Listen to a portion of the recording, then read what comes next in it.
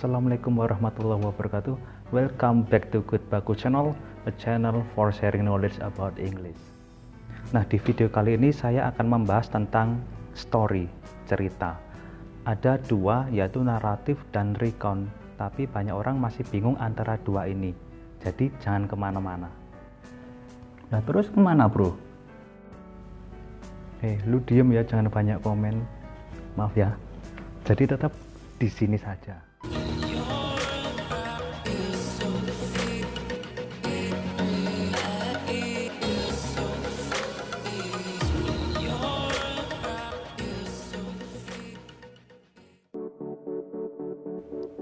Recount text.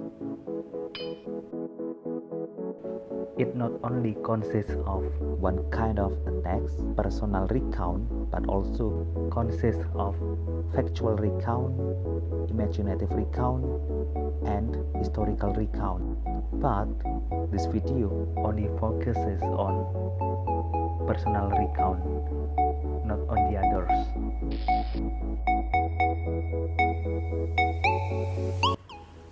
Social function of recount text. It retells events or experiences in the past. Its purpose is either to inform or entertain the reader. There is no complication among the participants, and that differentiates from narrative. Jadi tujuan utama teks recount ini adalah untuk menghibur pendengar atau pembaca, dan tidak ada komplikasi antar partisipan. Ini perbedaannya recount dengan naratif. Jika naratif ada komplikasi dan ada solusi. Kemudian the generic structure. There are three: orientation, events, and reorientation.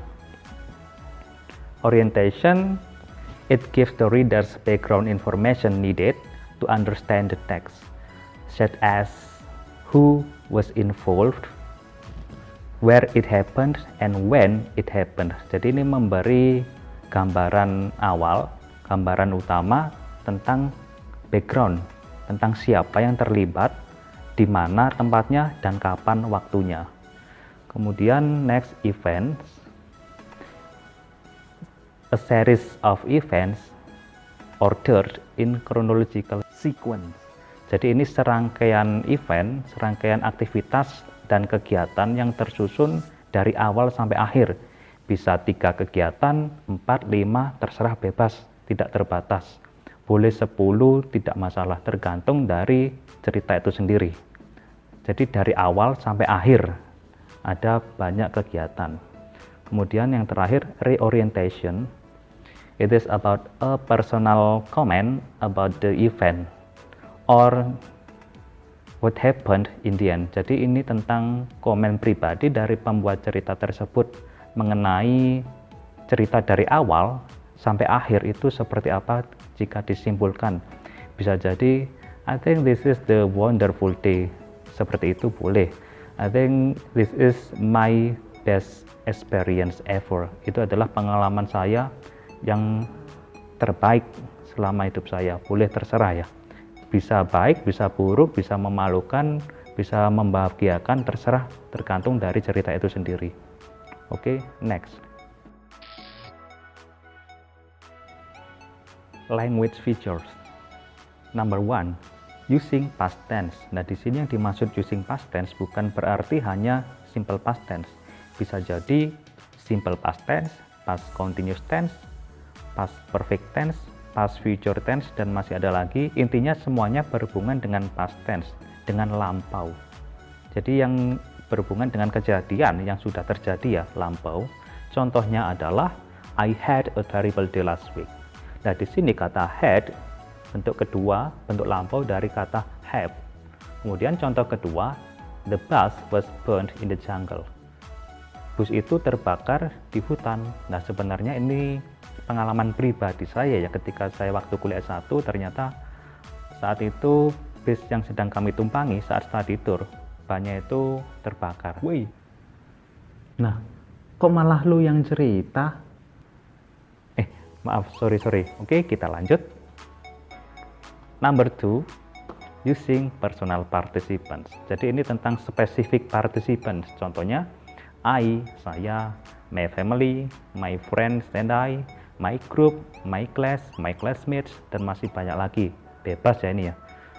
Terus ada lagi number 3 itu using chronological connection. Ini seperti then, kemudian, first, second, next, atau juga conjunction seperti before, after, itu boleh. Kemudian using linking verb. Nah ini contohnya adalah was, were, had, looked, dan masih banyak lagi. Ini yang biasanya menghubungkan antara subjek dengan adjektif atau dengan itu complement. Nah seperti itu ya, linking verb. Kemudian nomor 5 using action verb. Contohnya misalnya went, drove, took, dan masih banyak lagi. Next.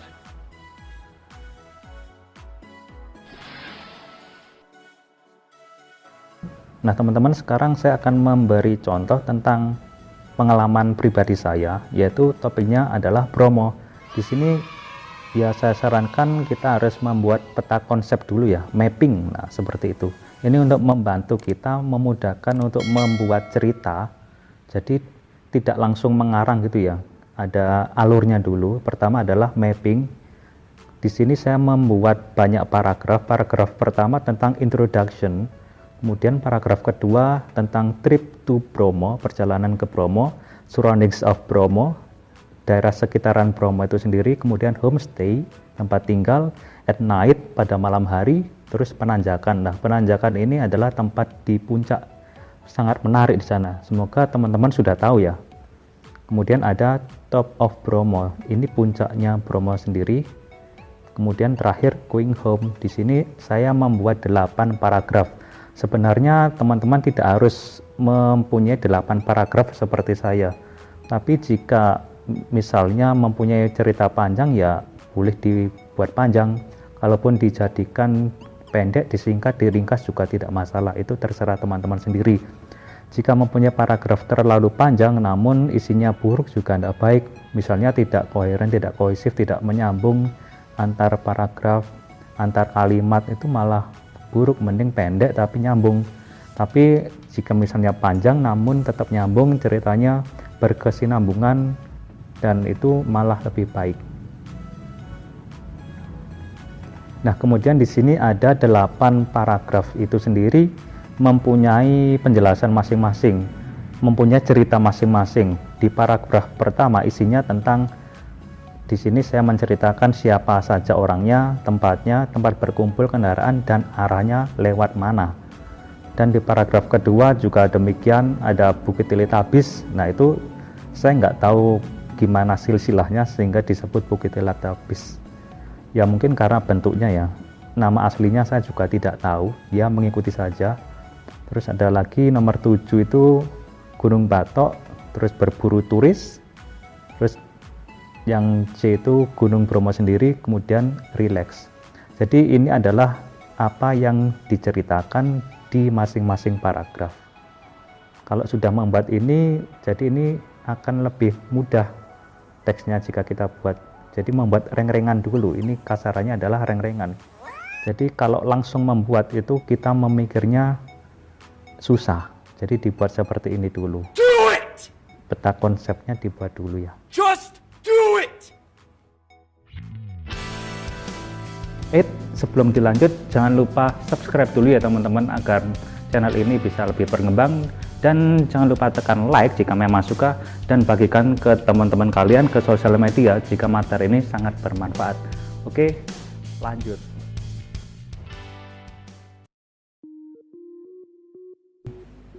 Nah teman-teman, ini adalah isi dari paragraf pertama dari teks yang sudah saya buat. Nanti teman-teman akan mendengarkan suara dari native speakers. Mereka adalah teman saya dan saya meminta tolong kepada mereka untuk membacakan setiap teks yang sudah saya buat.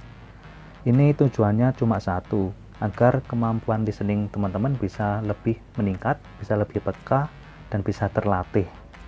If you are listening to Indonesian people speaking English and the native ones, they are different. Jadi berbeda ya jika teman-teman mendengarkan orang Indonesia ngobrol atau berbicara bahasa Inggris. dengan orang yang native speaker, orang yang asli dari Amerika atau dari Inggris sana, berbeda. Logatnya, pronunciation-nya, fasenya berbeda. Jadi teman-teman harus bisa lebih terbiasa untuk mendengarkan orang bule asli ngomong bahasa Inggris. Nah, di sini nanti teman-teman juga akan mendengarkan sekaligus membaca. While you are listening, you can also read the text, so you can know the pronunciation of each word. Jadi teman-teman akan tahu pronunciation-nya itu seperti apa, bisa melihat teksnya, katanya itu seperti apa, bunyinya juga seperti apa. Jadi teman-teman akan tahu. Oke, sudah bisa kita mulai ya. Siap? Are you ready?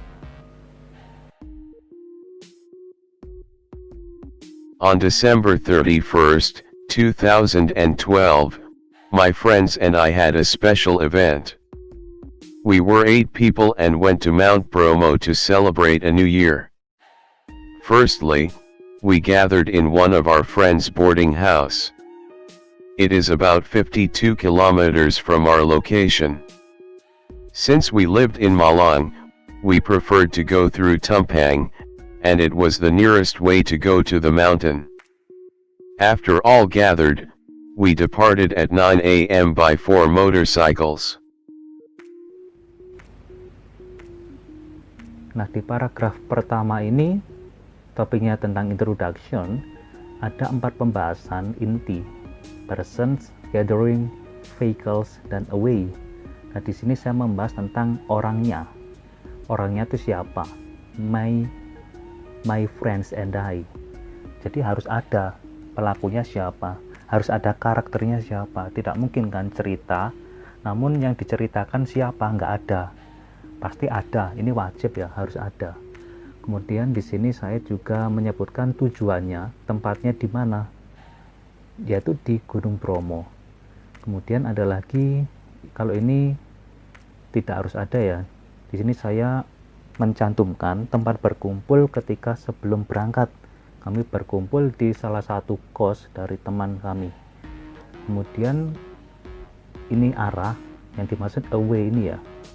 Di sini kami lewat arah jalur Tumpang, mengambil jalur Tumpang, bukan dari Pasuruan atau yang lain ya, atau dari Nongkojajar, bukan, melainkan dari Pasuruan, karena dirasa lebih dekat. Kemudian yang terakhir, bagaimana kami menuju ke sana, yaitu menggunakan sepeda motor 4 jumlahnya, karena 8 orang. Nah, isinya tentang itu ya. Kemudian yang ini di kotak biru ini adalah personal participant yang wajib ada. Boleh teman-teman menggunakan my group, my family, boleh, terserah ya, my classmates, atau siapapun lah, pokoknya tentang personal participant. Jadi personal participant itu bebas, biasanya grup biasanya. Kalau mau sendirian juga tidak masalah, tidak apa-apa. Kemudian di sini saya menggunakan firstly, ini sebagai chronological connection. Jadi ini penghubung ya, it connects the previous sentence to the next one. Jadi ini menghubungkan kalimat sebelumnya dengan kalimat setelahnya. Kemudian di sini saya menggunakan kata kerja bentuk kedua, baik linking verb maupun action verb. Di sini ada had, ada were, went, gathered, lived, preferred, was, gathered lagi, ada 2 gathered, terus departed. Ini semuanya bentuk kedua, menggunakan lampau ya, karena ini lampau jadi menggunakan bentuk kedua. Nah, bagaimana dengan ini? Ada is, it is about. Nah, kenapa kau is? Ini fakta ya, jarak di tempat kami berkumpul sampai ke sana itu menempuh jarak 52 km. Walaupun dulu 10 tahun yang lalu, sekarang atau entah yang akan datang kapan waktunya, jaraknya tetap sama, 52 km, dan ini fakta, tidak bisa dirubah. Jika ini diganti was, berarti dulu 52 km, sekarang sudah berubah, bisa jadi 60 atau berubah jadi lebih pendek mungkin. Karena ini fakta, jadi harus menggunakan simple present tense, tidak boleh simple past tense. Oke? Next. On the way, when we saw lovely places, we often stopped to take pictures. It made our trip longer, but we enjoyed it. We always helped mutually, even we also shared gasoline when one of us was almost running out fuel. In half of the trip, the condition of the road was terrible and stony. Then, we found a rising way, and my friend's vehicle could not pass it, so we helped him by pushing it. After that, we reached the Teletubbies Hills, and we stopped to enjoy it. Nah, sekarang kita sudah di paragraf kedua, topiknya tentang trip to Bromo, perjalanan ke Bromo. Jadi di sini menceritakan tentang bagaimana perjalanan yang ditempuh saat ke Bromo.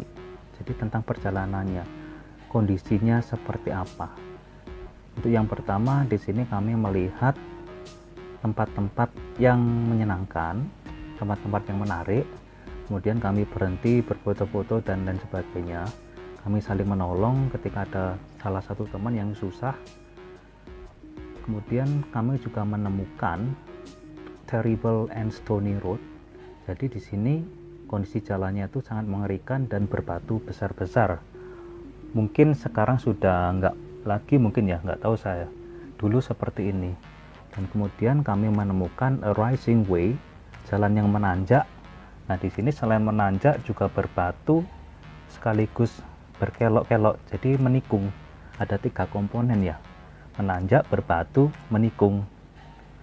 Jadi sangat mengerikan waktu itu. Nah, kemudian kami juga sempat berhenti untuk berfoto di Bukit Teletubbies. Jadi intinya cerita di paragraf kedua adalah itu ya. Kemudian saya menggunakan then sebagai konektor. Ini menghubungkan kalimat sebelumnya ini dengan kalimat setelahnya ini. Dan juga saya menggunakan after that. Ini masih bisa digunakan juga ya teman-teman. Setelah itu kami sampai di Bukit Teletubbies dan bla bla bla seperti itu. Oke, kita lanjut ke paragraf ketiga. Finally, we were in the surroundings of Bromo. Then, we searched for a homestay with a little cost, and we got it, but it was rather far from the mountain. We decided to stay at the homestay, not approaching the mountain first. Next, in the afternoon, we took a walk around the homestay and took pictures there. Nah, di paragraf ketiga ini topiknya tentang surroundings of Bromo. Di sini menceritakan tentang bagaimana aktivitas kami di sana. Yang pertama tentang mencari tempat penginapan, kemudian dilanjutkan dengan berjalan-jalan. Jadi singkat di sini ya. Kami mencari penginapan dengan harga yang murah dan mendapatkannya. Tapi lokasinya itu agak jauh dari gunung. Kemudian setelah itu kami tidak langsung ke gunung, melainkan tinggal di penginapan dulu, dan kami berjalan-jalan di sekitar penginapan dan berfoto bersama. Sangat sedikit sekali di paragraf ketiga. Oke, lanjut ke paragraf keempat.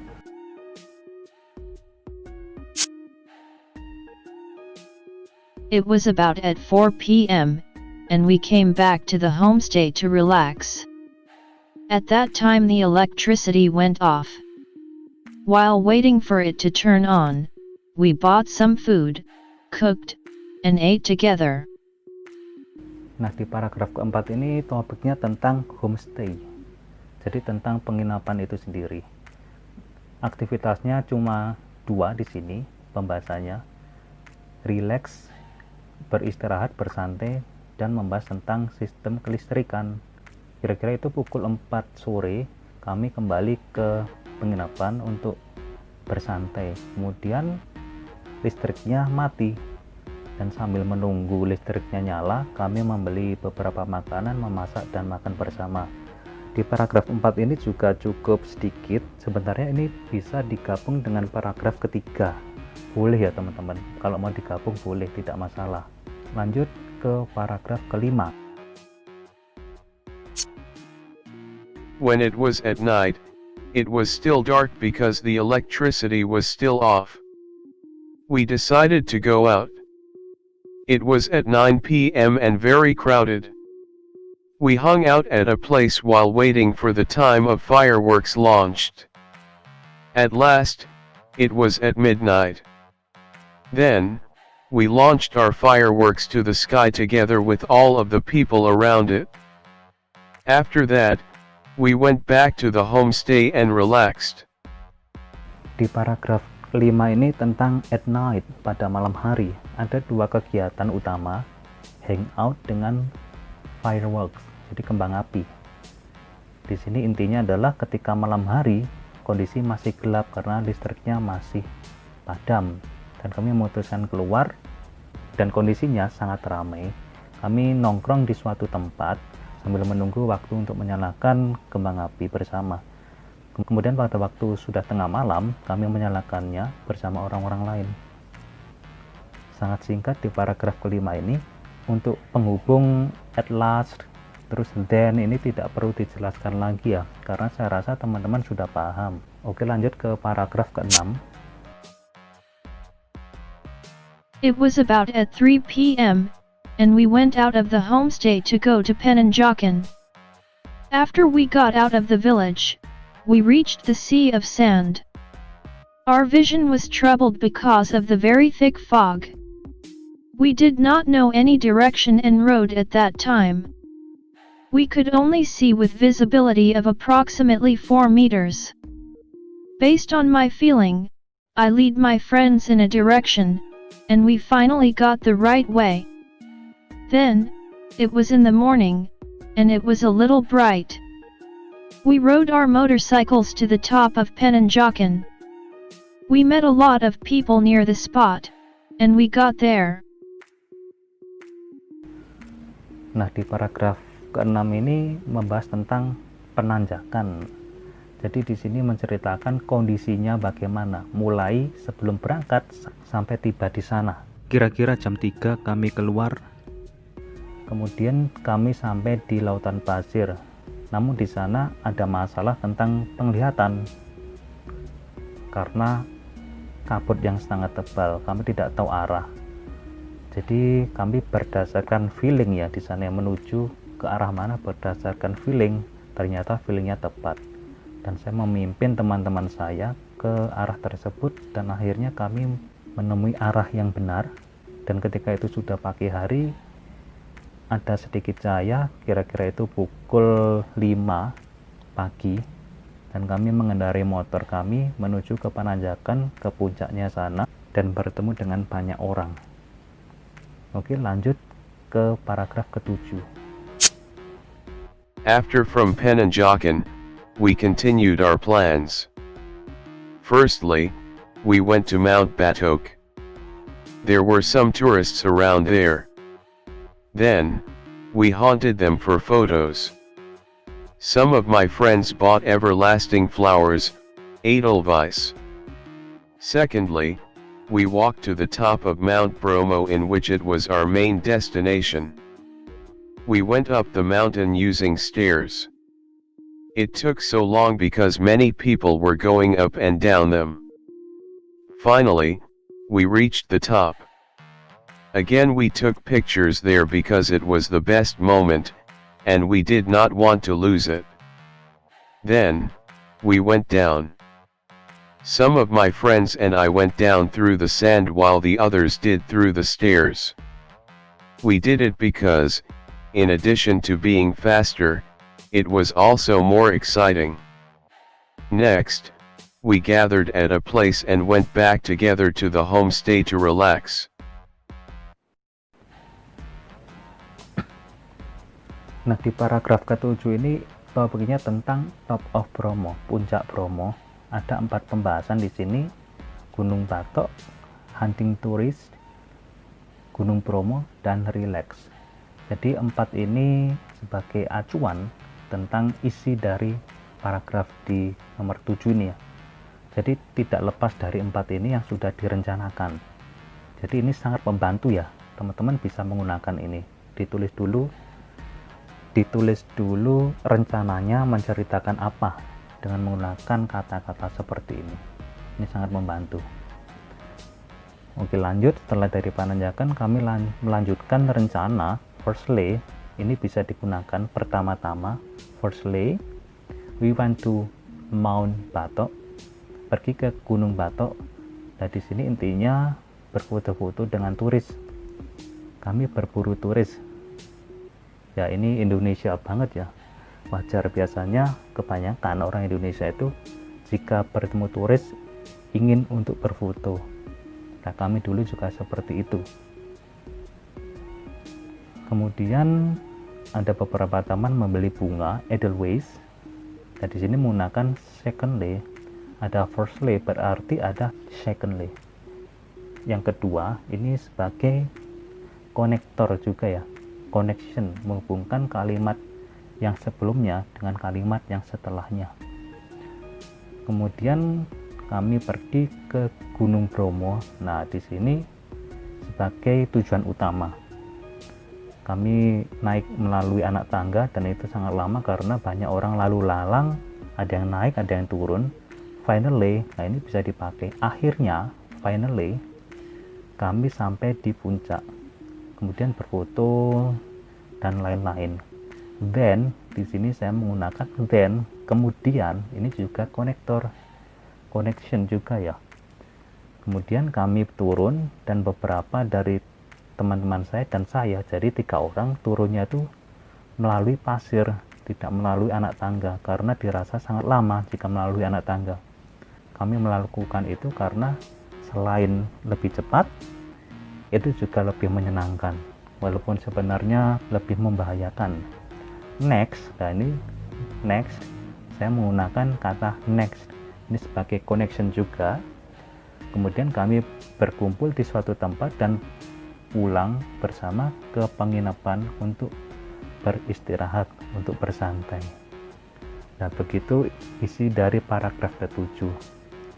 Terakhir, lanjut ke paragraf ke-8. It was about 10 a.m., and we left the homestay to go home. Unfortunately, it was really crowded, so the road was full of people.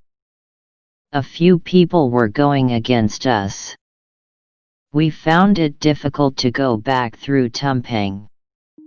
It made us choose the wrong way, and we went back through Probolinggo.